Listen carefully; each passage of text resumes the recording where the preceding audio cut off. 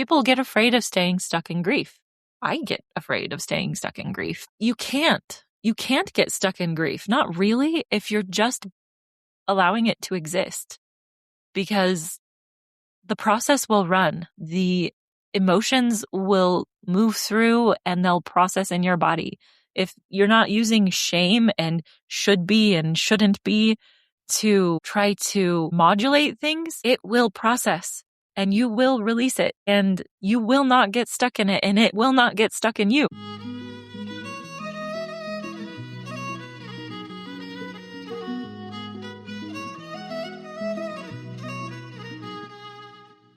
Welcome to the Feminine Alchemy Podcast, where we explore the truth about the feminine, the peaceful, the wild, and the visceral. I'm your host, Jaye, joined by my co-hosts, Julie Dean Richards and Kaylee Rose. Each week, we explore the deep mysteries of the feminine and help listeners apply them to their daily lives in a practical way. Join us to unlock the hidden wisdoms your soul has been waiting for.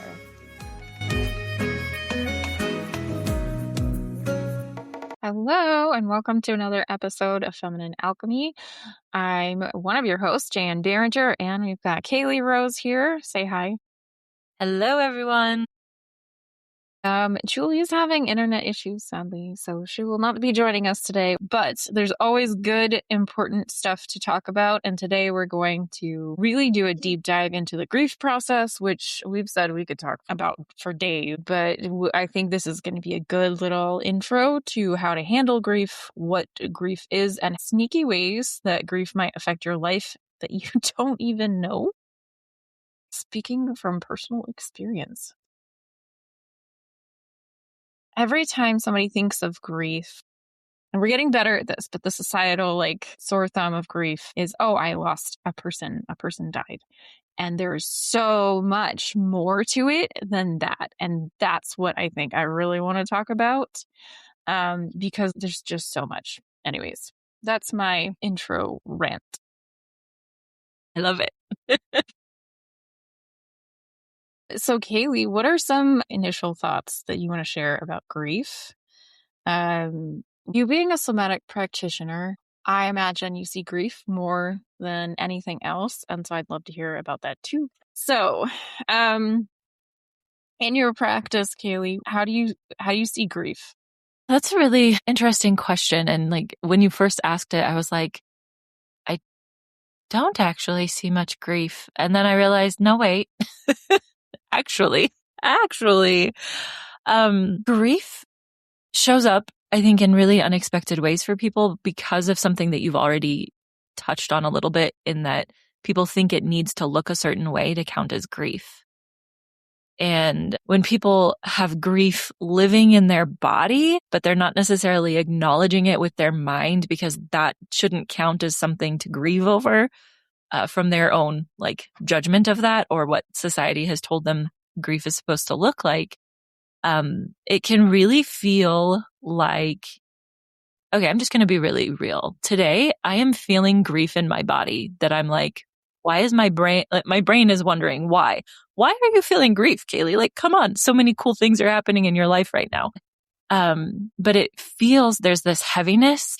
I told Jan before we started recording, for those of you listening now, I just feel flat and meh. And that is definitely a way that grief can show up, especially if we're not engaging with the grief, if we're just kind of trying to function through it. And what I see sometimes in other people is grief getting dressed up with other emotions, clothing. So people will be acting the rage or the anger. They'll be acting the happiness. They'll be acting the irritation. They'll have the appearance of one thing, but really underneath it is actually grief. There is some, not for everybody, but there's definitely this felt experience of tightening in the chest or in the belly, and kind of almost this sense of your lungs are just not doing what they need and want to be doing. There's almost this restriction of breathing that can be super, super subtle. And so people don't always notice it, but the lungs and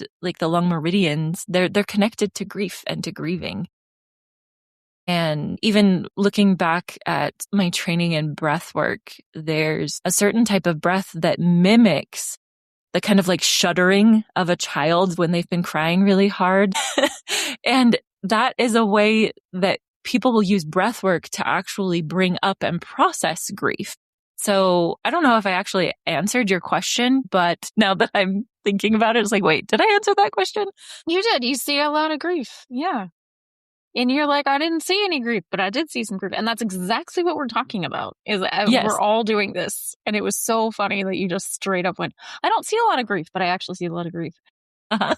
And they do show up in different ways. One of the most profound transformations I experienced involved in almost exclusively processing a lot of grief that I thought was resentment and anger. And if you follow Chinese medicine, unprocessed grief gets kind of malformed into anger, and it's not real anger. But if you don't process even that part of it, then it turns into resentment, because resentment is stored anger. And anger is just, I think it's so like poetic too, because the liver processes anger and the gallbladder processes resentment, and the liver makes bile and the gallbladder stores it, and stored anger is resentment. I just think that's so funny, first of all. But it's so perfect.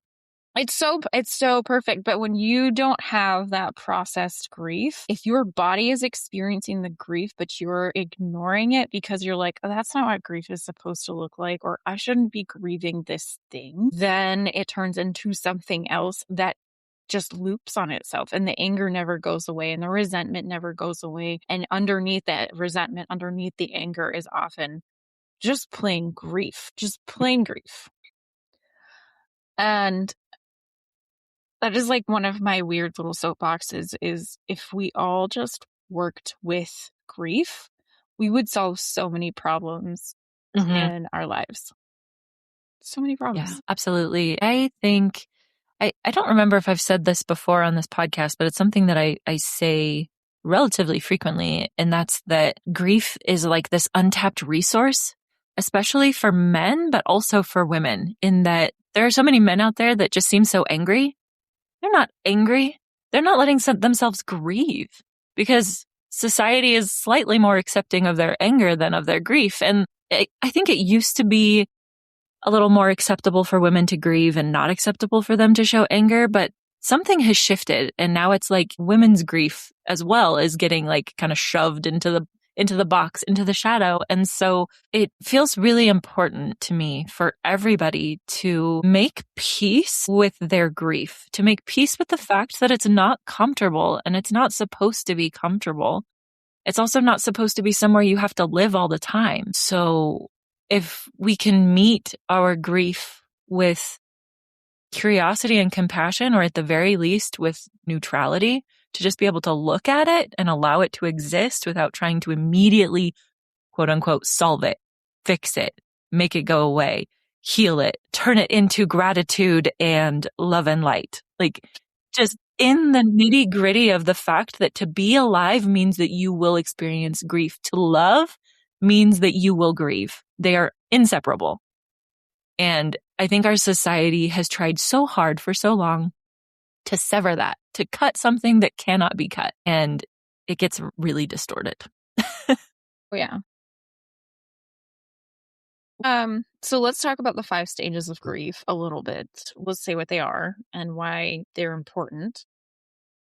And then, of course, we'll do a nuanced take on it, because we've always got that, right? So the 5 stages of grief, what's the first one? I'm trying to remember. It's denial, anger, bargaining, depression, and acceptance. And in my own experience and in observing other people, it's not always linear. In fact, usually it's not.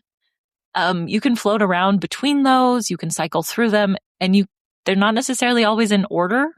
There's kind of an order to them, but it's not like this hard and fast, like it always progresses in this way. And if your grief is not progressing in this way, you're doing grief wrong. No, that's a bunch of baloney.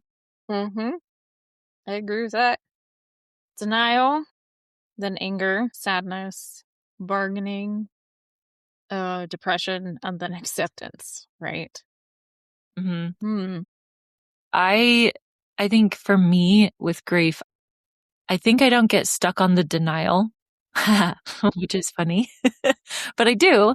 And then I kind of vacillate between the anger and the bargaining, and then I'll shift into depression for a bit and then back to bargaining and then back to anger. My like recent experiences with having extensive blood clots and being hospitalized and like my life being very different from the way it was last fall to now because of all of that, I have been in this like the stages of grief for almost a year solid for one event, but there also have been other griefs that have come up, not just around that, but around my identity, around different things. And so what I'm trying to illustrate with that is that grief can be really multifaceted and really complex. And at the same time, its core is simple. You have experienced some form of loss or shift. And even sometimes the changes that you are grateful for, like say you got a new house and you've wanted a new house for however many years, there can still be some grief to getting the thing that you want. Yeah.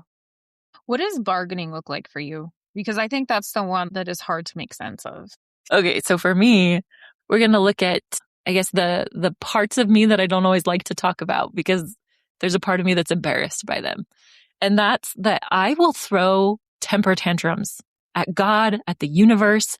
I will resist and resist and resist whatever it is that's happening and get really, I don't know how to describe it. It's almost like there's some part of my brain, my psyche that thinks if I resist this hard enough, if I throw enough of a tantrum, if I get upset enough, somehow this will not be reality anymore. If I just push it away as hard as I can. And what that can look like is getting really like irritable and short with the people closest to me in my life, especially when they bring up something related to the thing that I'm grieving or the thing that I wish wasn't. And it can also look like kind of this ramping up of anxiety, of this like frenetic energy in my body that's like almost this spinning, this internal spinning of like, I have all this energy that has nowhere to go because I'm trying to use it to do something that's impossible. I'm trying to use it to make reality not reality. And because that is not possible, it's like I'm trying to break the laws of the universe, but instead I'm starting to break myself against them because that's the only thing that can happen. Yeah. Yeah. Those were the two big pieces I was thinking about too. My bargaining isn't like, okay, if you do this, God, then I will do that and everything will be fine. And I think that's like what I thought bargaining was. My bargaining is like, oh, I'm just going to pivot and here's how I'm going to do that. And I like have this elaborate thought process around this. And then I try to think it into a different life, into a different thing, either to prevent it from happening again or to try to rewrite something that already happened. And then all of that sort of will come to a head, and that's when I will have the screaming at God moment. And it's very cathartic. Not gonna lie, I feel much better after that, and I'm like, oh, everything's fine now. So this is good because I think that's the one that no one's really talking about. Is like, what does bargaining look like? I can all kind of go, okay, I know what denial is. I know what anger looks like.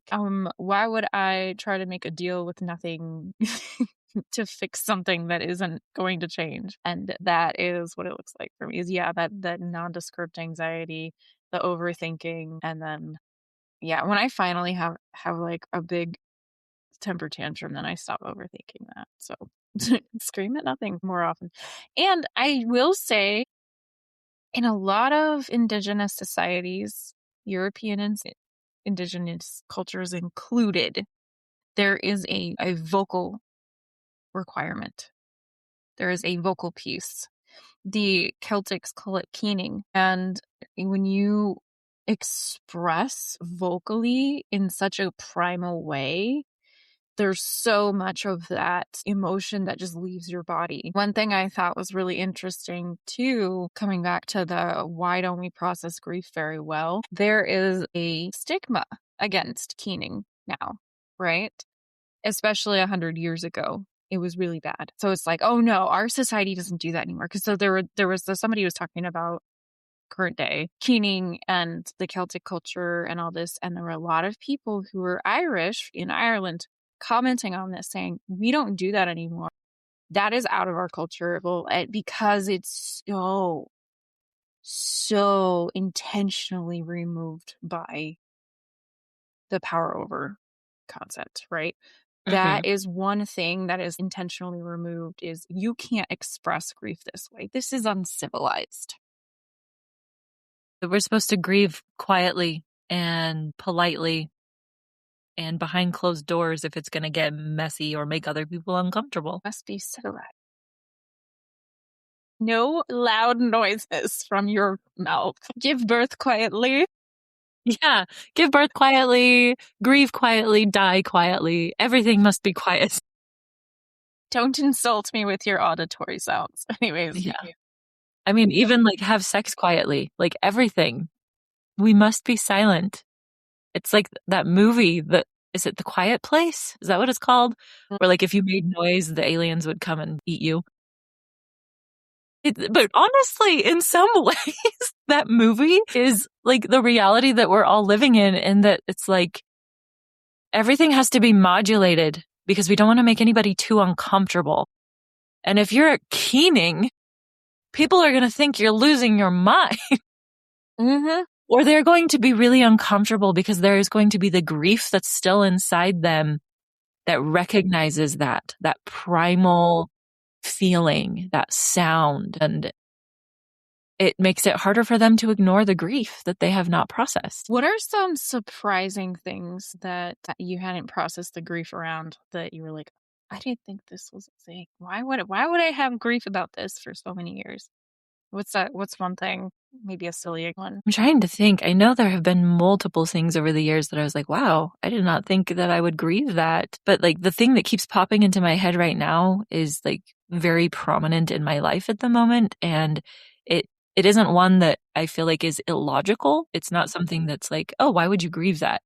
But it's what is alive in this moment. So I'll talk about it and I'll try to remember something that fits for your question better. But just the idea that I have had children. I have 7 of them. It's like watching them grow up. There's so much love and there's so much grief. Little daily griefs where like I'll look at my now 13-year-old and it will hit me like, oh my gosh, 2 years ago, she looked completely different. She behaved different in a lot of ways. And I still see the little girl in her, but she's becoming more of a young woman. And the grief that is in that of like, oh wow, that tiny baby is now this. And I can't ever get that back. And that grief could be consuming and I could hold her back because of it. But like the grief is supposed to be there and it's not supposed to stop the process of life happening. I can grieve that my little girl is not my little tiny girl anymore and be really excited for her to learn and grow and develop because that's what she's here to do. And when I hold my actual baby, my almost 10-month-old, recognizing he's going to be my last, like we're done. And everything that I experience with him is potentially the last of that experience. There's been so much grief around that, but not this like really big, all-consuming grief, but just these tiny little griefs, these tiny little deaths. Like when he started getting his first tooth, it was like, oh, I no longer will see gummy smiles from babies that are mine, that I gave birth to. The gummy smiles are gone. And grieving that, but also like honoring my own experience, but also not taking my experience and then trying to control his experience of developing. Does that make sense? Yeah. No, this is great. It's beautiful. So true. But and that's the kind of thing that happens throughout all of life, because like you said before, every change requires a death and a birth. Right? Whether it's not just about the death of people, like what you said, is when you get a new house, You have to grieve that you're no longer in that house that like held you during specific times, that house that even though that one cabinet always bothered you, it was still, thinking of the Newell post on Christmas Vacation. It's always wobbly, and that makes him angry. That whole kind of thing, you're like, yes, I'm going to be done with this, but also I'm no longer going to have this. And this chapter of life is closed. I will no longer be able to walk around this particular neighborhood. These people will no longer be my neighbor. Like those kinds of things are all part of that moving forward into that next step. And I think it's just a really clear example of how this idea of anything staying the same is all an illusion that we generate and create for ourselves. So then when we do have a big change, you can't deny that things are changing. You can't just say, oh, no, it's just another day. We're just staying afloat or just keeping things the same. It's not. There's no artificial kind of going, oh, marginally everything's the same. It's this clear shift, this clear moving on, next chapter energetic that I think we need to sit with the sadness and the grief of the loss of whatever it is as we're moving on. And an example of that I had is when I got this job, I thankfully had about 6 weeks from the time I knew I was getting it until the time I actually had to start working. And so I spent a lot of time grieving free time, grieving my day-to-day, the way it was structured, grieving my flexibility. But I was gaining something very good, and I had to grieve the thing I was losing, which I cherished. Not having to be required anything that required of me except what I committed to. Well, and this whole conversation just makes me think of Ceres, the asteroid goddess in an astrological chart, but also the mythology and like Persephone and Hades and like that whole arc of that story of like grief and denial of grief because Jupiter or Zeus basically denied Demeter or Ceres her grief, but she also grieved big. And some of that, it mirrors this idea of like, you're trying to keep it the same. And so you're going to grieve big to try to keep it the same. And at the same time, if you accept that it's going to change, you don't want to deny your grief because grief is part of that process. This acceptance of the things that we create, the things that we love, the experiences that we have enjoyed, and ourselves as well. They're going to shift. They're going to have a seasonality. They're going to have moments where it seems like the most terrible thing ever has happened, and then somehow something beautiful can come out of it. And then we're going to have those times where it's like, wow, that really just sucked. And I want to find something good in it, but like, I'm not seeing it. And being okay with that and not shaming yourself for not being able to see the silver lining, because pushing it, trying to force that is what causes the problem, not being able to see the silver lining. Hi, it's Kaylee. If you've been listening to this show for a while, you already know about the feminine power line. Black Moon Lilith, the Eve point, that axis in your chart that holds both the exiled feminine and the desiring feminine. You know the words, but there's a difference between knowing the words and actually turning the light on. The Feminine Powerline self-paced course is where that happens. It's not a lecture, it's an experience. Guided journeys, somatic reflections, and a full reference library of interpretations for your exact placements, so you can sit with your own chart and actually feel what's been living there. Feel it and reclaim it.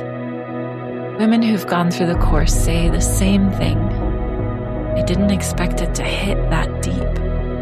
The first 25 students get founding student pricing at $97. After that, it's $147. You can find the link to check it out and to purchase in the show notes of this episode. If the feminine power line has been calling you, this is where you answer. Yeah. And I think that even the silver lining conversation is part of the bargaining process. And that's also where people get stuck is, oh, it's fine because I've got this now and I'm going to do this. but just sitting with the discomfort of this is hard. One thing that I found in childhood that I think will help highlight things, because I think a lot of people go, again, grief is about big stuff, it's not about small stuff. But when you have a lot of those little unprocessed grief nuggets, they add up to a lot of stress in your life, even if they're running under the surface. And I'll give you a silly example. When I was 5, I was homeschooled. We did homeschool kindergarten, and my mom also watched this other boy. So there were 2 of us doing this homeschool program. And I had this really awesome pink pencil, and you could erase it. Colored pencils weren't usually erasable, right? And it was called Color Race, which I thought was just the most hilarious thing. Color Race. What a pun. And I would draw little pictures of this pencil while using this pencil, so it was in the color, and then I could erase it. And I just thought it was the funniest thing. And this boy turns to me one day, and he's like, "I bet you I could break your pencil." And I was like, really confused. He's like, "Hold your pencil like this. Hold my pencil." And then he flicked his pencil at it, and it didn't do anything. He flicked it again, and it didn't do anything. And he was just so annoyed by it. He grabbed my pencil and broke it in half. I was like so upset about this, so upset. And my mom told him that he had to get me a new one. So I was like, okay, at least I'll get a new one. But then I guess a couple of days later, I screamed in his ear, and then she said, "Oh, that deal is off. You no longer get a new pencil," because I was like mad at him for something. Yeah. So I never got this pencil. And 20 years later, that little piece of grief lived inside my body, and a practitioner found it in my adrenal gland. And I was like, oh yeah, this whole story, blah, blah, blah. Once I finished processing that grief, because we have tools, and it was so old, it didn't take me that long. It was like a 10-minute process. I took a 6-hour nap, and then I slept a full night. And the next day, I was like, everything's fine. And I had way less stress about life. I think partially it was because it was on my adrenals. And so it was literally just like always triggering my adrenals directly. But it changed everything. And then after that, I was like, I can change my food. No problem. I can do this. No problem. When previously there would always be this sort of invisible wall against these things. Unprocessed grief, man, really gets in your way. Really gets in your way. Yeah. But it doesn't have to be, I had childhood trauma and it was really, really bad. I had a little boy broke my pencil and I was still mad about it 20 years later. Because it was an awesome pencil. It was so cool. I love that you brought up like that you slept, because I think there's a lot of symbolism in that. So in 2020, both of my grandpas died, neither of them from COVID. And I remember sleeping so much, and like my various family members sleeping so much after that happened. And I was like, what is going on? Why are we all so tired? And then one day it just hit me like, oh, like we're processing grief. Like we're not, because you could sleep to like avoid your grief. That's totally a thing. But we were processing it through sleep. And in a lot of ways, every night when you go to sleep, it's kind of like this little death. And I don't mean that in like a scary, dramatic way to make people afraid to go to sleep. What I mean by that is that you go from like the solar conscious world into the lunar unconscious world. And that becomes your reality. You're not doing anything, and yet your body is still doing things. And it is this place of like rejuvenation, of repair, of your body restocking things. And it does it emotionally too. And dreams are processing, and there's so much that happens underground, so to speak. And it's very similar to like the concept of winter, and winter being this preparation for spring, and even like death. That death is this, like, so many things are going underground to be ultimately processed into something new. And we have that symbolic thing that happens every night. But in our culture, we're so focused on productivity that we start cutting out our sleep, and then our bodies start malfunctioning, and when we're grieving, sometimes it's almost like our bodies are like, hey, guess what? We have so much that we need to process right now. We have so much that needs to be witnessed, and you're not doing it while you're awake. So you're going to do it while you're sleeping. So guess what? You're tired. You're sleeping now. And not from like a malicious place. Our bodies are not trying to punish us. It's more like, hey, you're not listening to me. So I'm not going to give you a choice anymore. Yes. So I had a sleep course. I still have it. I just don't really talk about it much. That entire course was based on let's complete some grief processing and you'll probably sleep better. Because like I said before, unprocessed grief goes from the lung into the liver, and the liver's time and the gallbladder's time and the lungs time are all in the middle of the night. So if you're not sleeping well and you have extra inflammation, usually it's related to grief, or at least there's a grief piece at a minimum. So yes, you're right. But the other thing is when we sleep, like you said, we're integrating a lot. We're using dreams. Neurologically, that's the time you're going to do any kind of pruning and rewiring of the brain in the first place. So when you're processing grief, like from a synapse standpoint, you're making new brain connections. That's the whole reason why grief is so terrifying, is because it's like, I don't know what's on the other side of this. And the same thing is true, I think, when people are learning something new and they hate it, because there's a gap between the synapses. Not like, oh, we've already got these synapses here and they just need to be connected. Sometimes it's that simple, but sometimes you have to make whole new loops of this is how I process life and this is how I behave in life now. And grief is going to really supercharge that. But if you don't let it do its thing, then you're going to get stuck in these loops of I have to behave this way, and you're going to be a lot more amped up about absolutely nothing. Let that sleep happen. You let that go. You go through those pruning and rewiring processes, and it's a big difference. And that's when you kind of wake up one day and go, everything's fine now. Okay, I know what to do now. It's not because you figured out the secret code. It's because your brain finally was strengthened the right connections that will work for you. When previously you had something that worked for you, and now it's no longer there. And I have to figure out how to live without that thing. How do I I have to rewire my brain to function. So that's what sleep is for, I think. I agree. Yeah. I always see unprocessed grief as like open tabs. And because when we're stuck on the thing where it's like, this thing is no longer here, I need to interact with it. Or this thing was here and that's how I interacted, and now I have to close down that tab. How do you do that, Kaylee? How do you close down the tab? How do you close down tabs? Well, I don't know. This probably sounds very counterintuitive, but not trying to close down the tabs, if that makes sense. Like focusing on, oh, I just need to grieve this. I just need to get over this. Oh, I just need to process this. Because that's another form of trying to fix it instead of being in it. Because like we're so uncomfortable with being in the middle of things, or being in the liminal space, the in between, the place where it's like there's the void going on. I don't know quite what's going to happen, that we try to get out of it. And we think that's going to close the tabs. But the reality is that to close the tabs, you need to be in the grief. You need to be in the quote unquote mess. You need to be in the void and allow it to exist and feel how it feels in your body.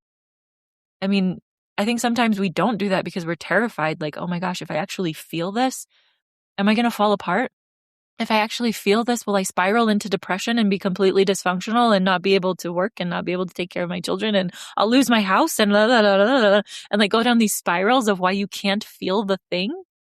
And I want to acknowledge that and honor that if somebody has concerns about their grief and feeling it, there's a reason that they have concerns. And at the same time, there's a way to feel what you're feeling without it completely overwhelming your system.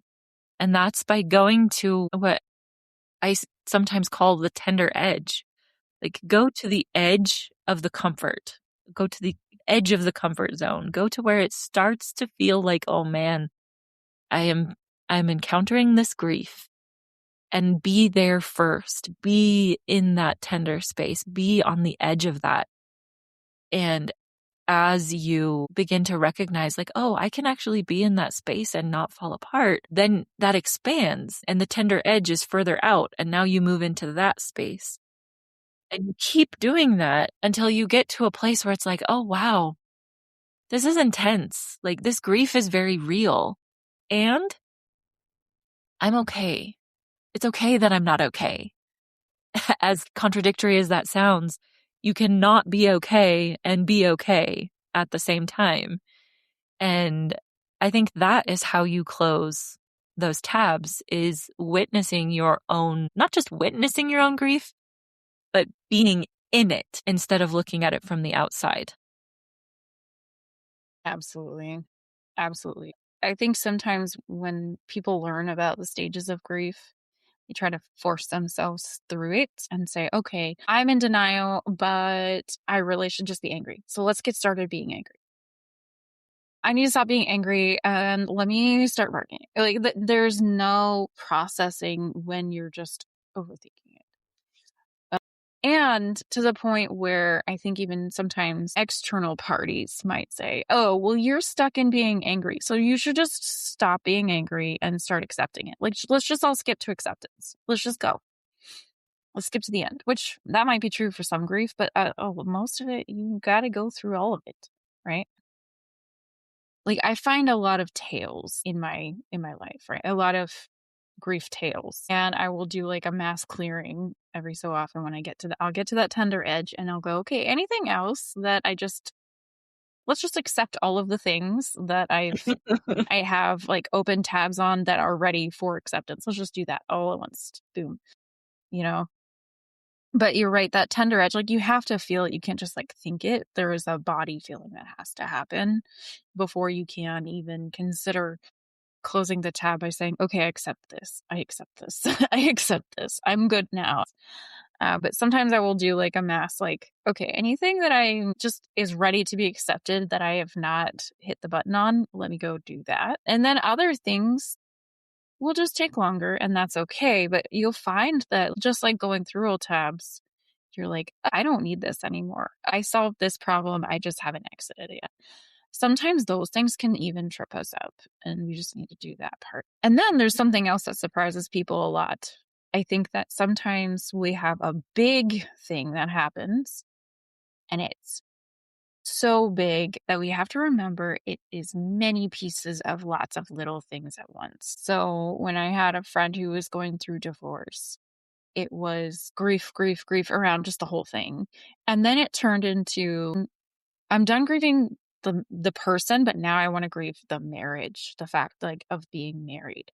And then it was, okay, I'm good with that, but I'm just grieving, what does it look like for me now as like a person, and putting my old life behind. But there were so many facets that might come up.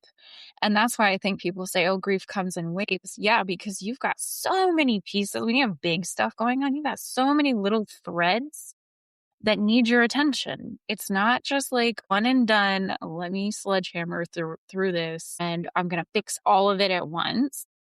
There are pieces that come through that are different, but they're all connected to whatever this previous life was.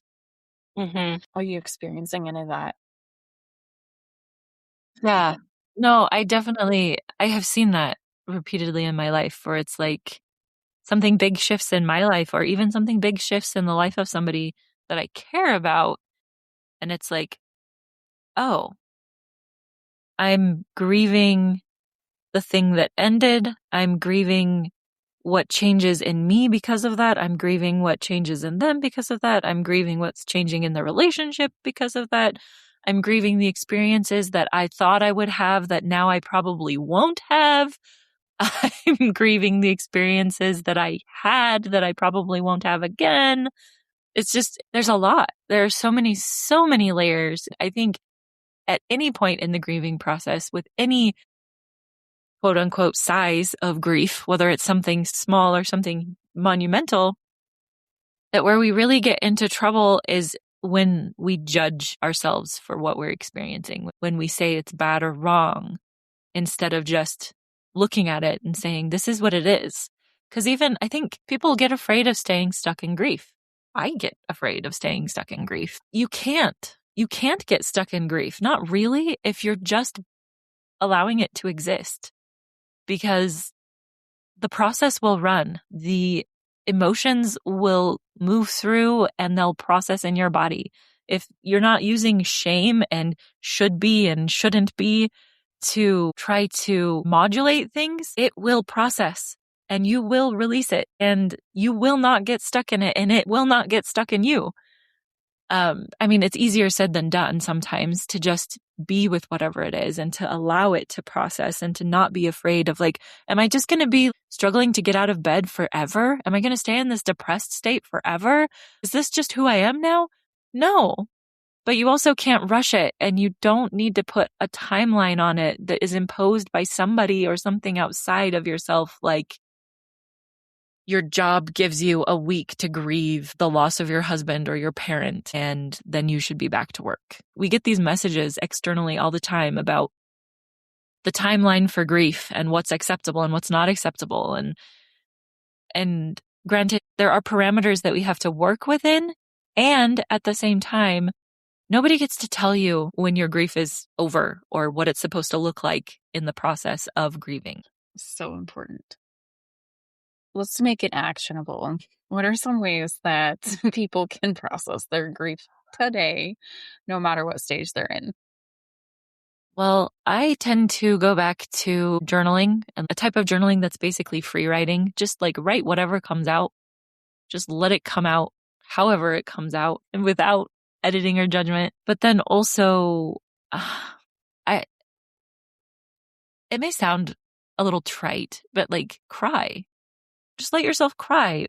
And I know there are going to be people who are like, I try and I can't cry, because I live with people who struggle to cry because of a lot of conditioning. And okay, be okay with that. Recognize in that moment, be like, it would be really nice if I could just cry right now. If I could just do something. And if you can't cry, yell, scream, vocalize in some fashion to help get things started. You can just set the intention of like, I am going to sing this song. I'm going to have a karaoke moment and sing this song. And I'm setting the intention that that's going to help start this process of grieving. And you can pick an emotional song. You could pick happy birthday. Like you could pick anything.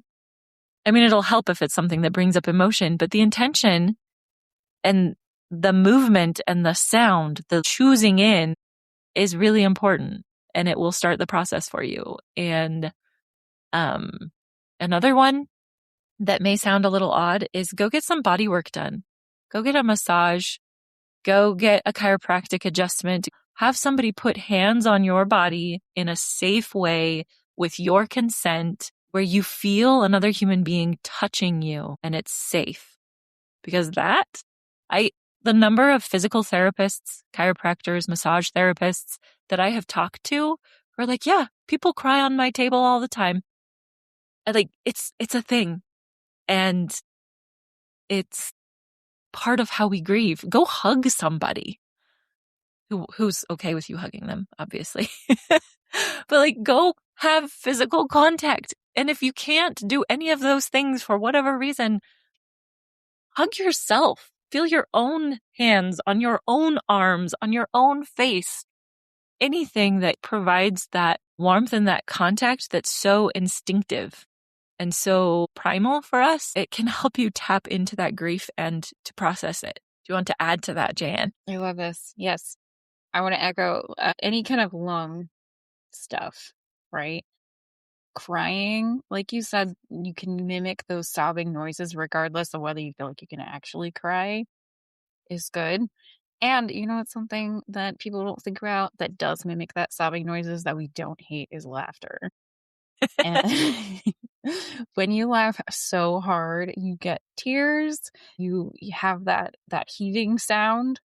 That is very similar to sobbing, but it's for a different reason. And sometimes just laughing a lot can create that lung movement that you need in the same sort of patterning. And that might be the answer.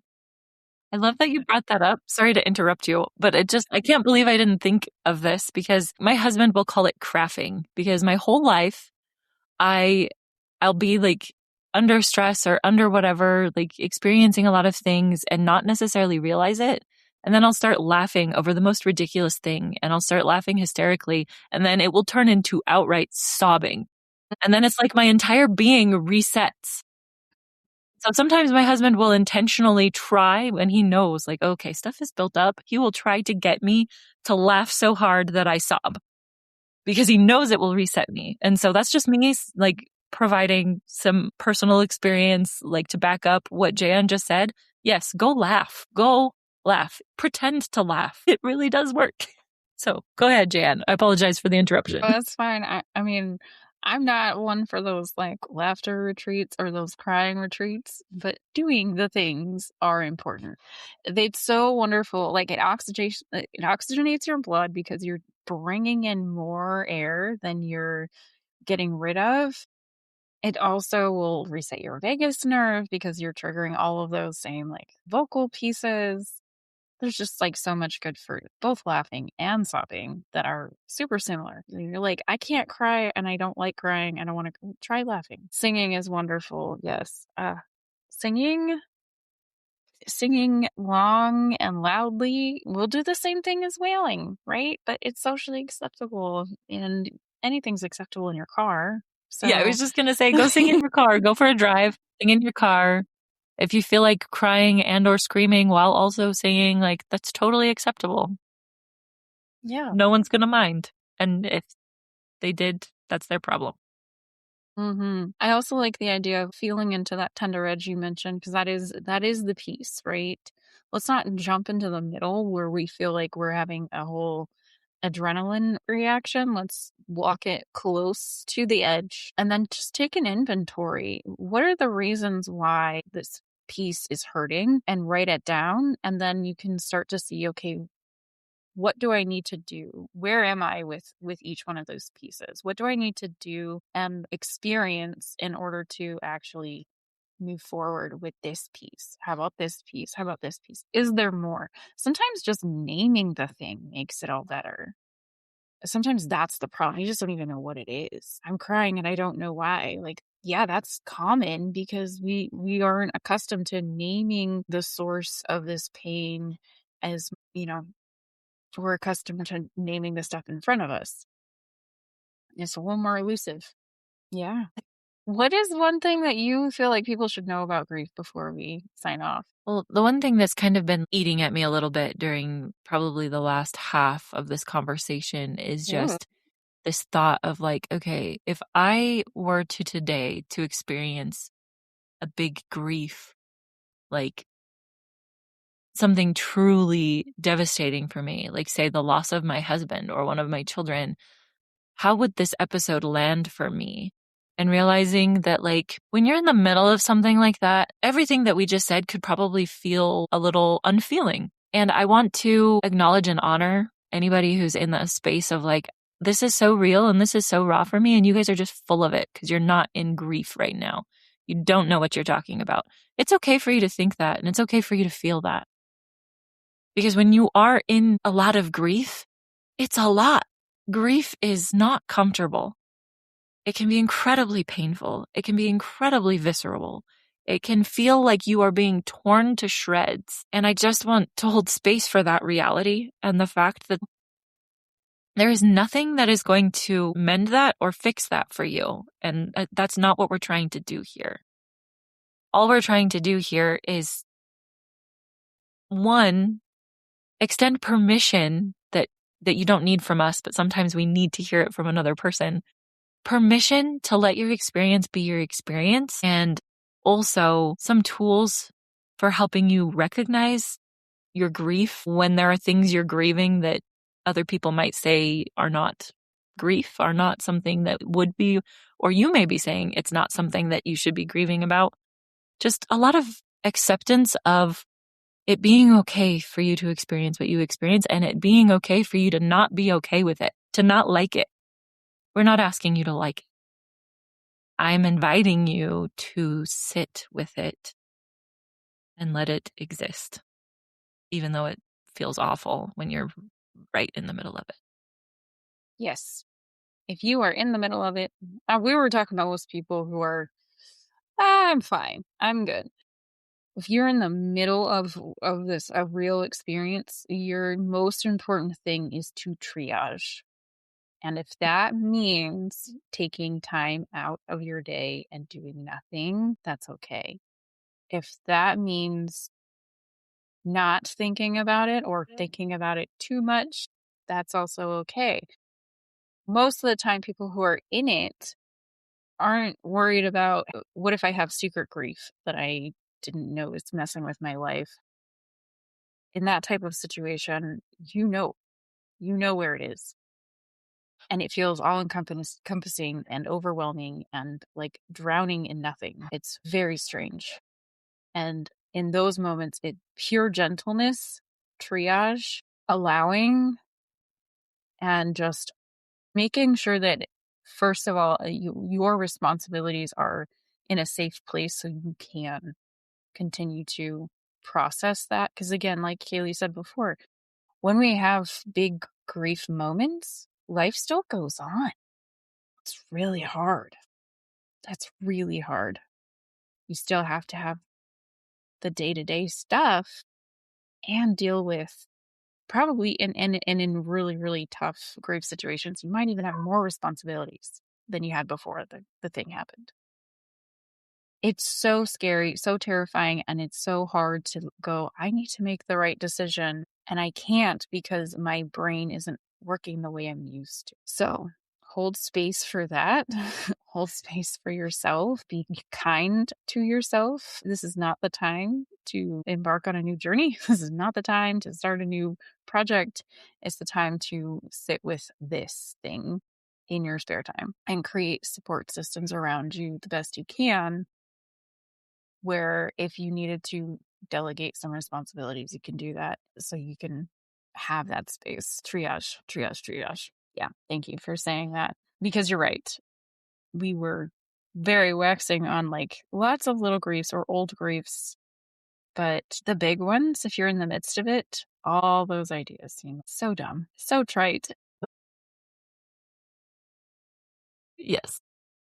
Well, if you enjoyed this episode, please give us a 5-star review, and we are so looking forward to seeing you next week. Have a great one, everybody.